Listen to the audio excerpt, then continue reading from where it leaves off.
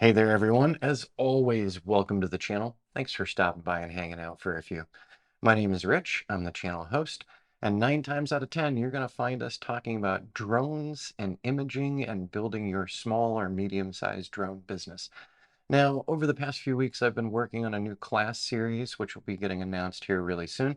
And you're probably saying to yourself, hey, Rich, why are you doing a video on the best photo editor for drones?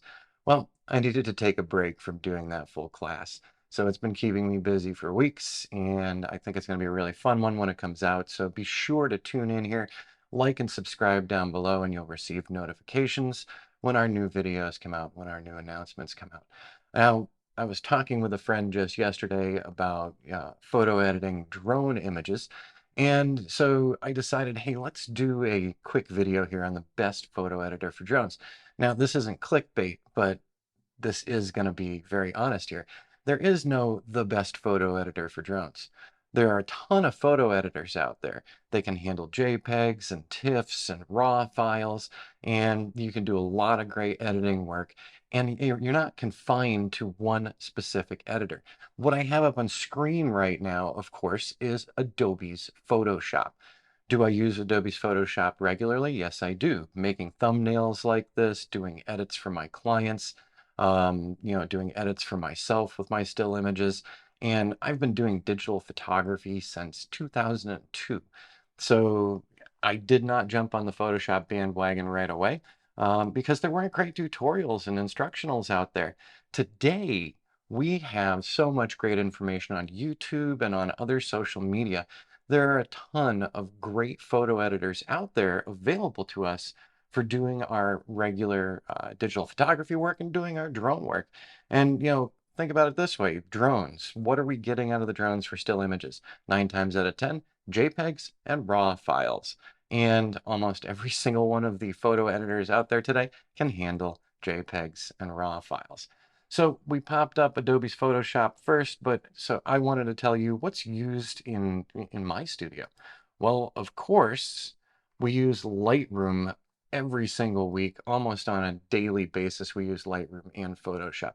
So now we're looking at Lightroom, and for basic photo editing, for fine-tuning things, for masking now, Lightroom could be all you need, and it's also a great photo management platform.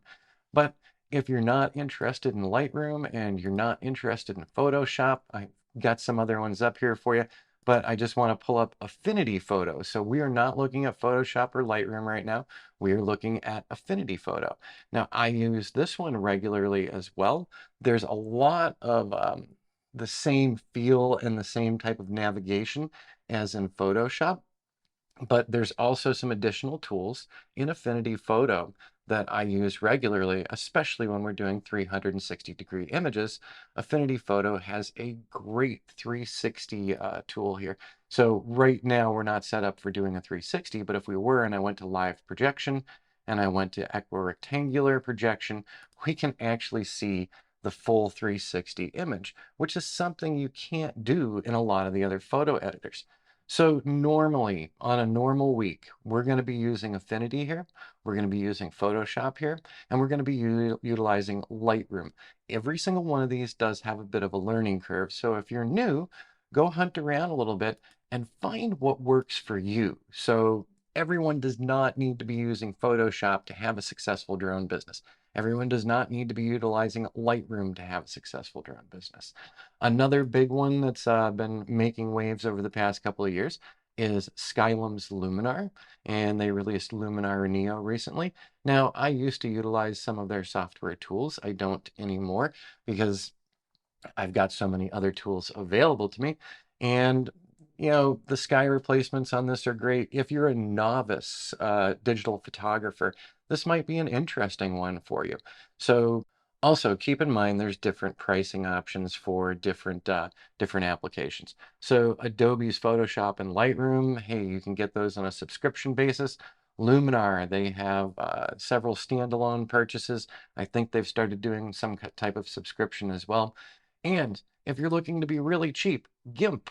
So this is the new image manipulation platform. Gimp has been around since I've started doing digital photography. I remember back in New Hampshire actually putting Gimp on my Macintosh, very old Mac server that I had, and I had popped Gimp on there. So Gimp, you can also do photo editing, and this is open source, so that means it's free. Now, finally, let's just take a look. You can just search this on Google all day long, but a lot of the results come up the same over and over again. So best photo editors of 2021 or 2022. We just did Tech Radar looking for their best photo editor. Adobe Photoshop, they have in the #1 ranking. #2, Capture One Pro for the best there. #3, they have Affinity. So there we go. We've already seen Photoshop and Affinity are on my computer systems. And if we keep scrolling along, Luminar AI. So there it is. You can check out the information about Luminar as well. And Luminar AI does seem to be geared more toward folks breaking into the photography business. There's a lot you can do with it, but there's a lot of tools that are left on the table.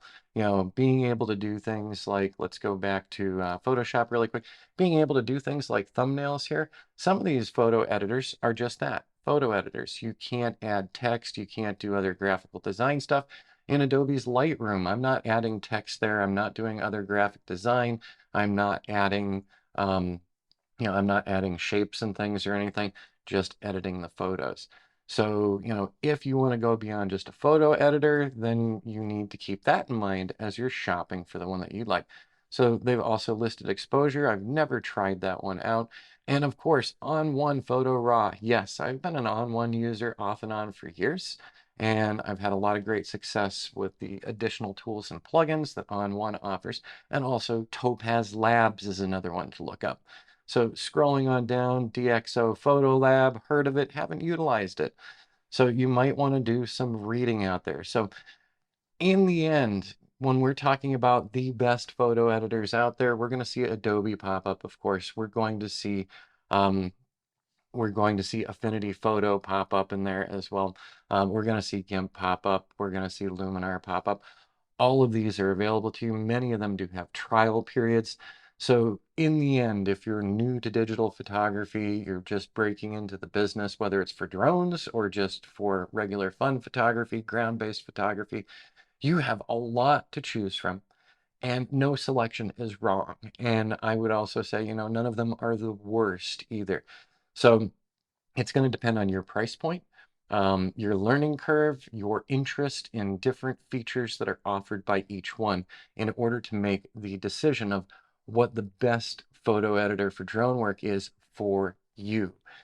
Once again, there's no specific one that stands out high above others when it comes to just basic photo editing. It's when we start getting into all those extra tools and all of the abilities to have plugins, to have text, to add shapes, to do 3D graphics, to put 360s into the images. All of these things are different across the board. So each one of these editors has their own high-end features that you might not find in other photo editors. If you have questions or comments, leave them down below. And if you have comments about your favorite photo editor, please pop that into the comments as well, because other viewers do go read the comment sections. So if you've got a good line on what you think is the best, let's hear about it here today. All right, everyone, with that, I'm going back to working on the other class. I hope you have a great rest of your week, and we'll see you again soon.